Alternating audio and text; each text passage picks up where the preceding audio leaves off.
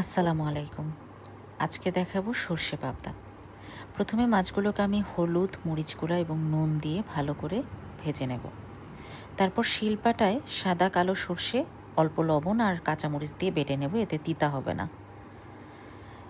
অন্য একটা প্যানে সেই ভাজা মাছের তেল দিয়ে তাতে পেঁয়াজ কুচি দিয়ে দেব এবং একটা বাটিতে হলুদ গুঁড়া, রাঁধুনি মাছের মশলা, জিরা বাটা, লবণ ভালো করে গুলিয়ে পেঁয়াজটা ভাজা হয়ে গেলে তাতে মশলাটা দিয়ে দেব।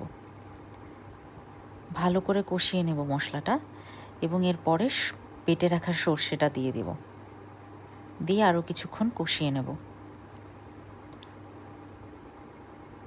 তেল উঠে আসলে তারপর ভাজা মাছগুলো ছেড়ে দেব।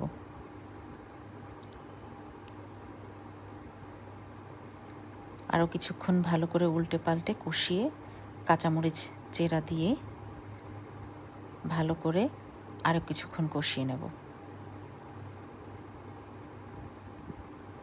একদম ফুটন্ত গরম পানি দেব এরপরে।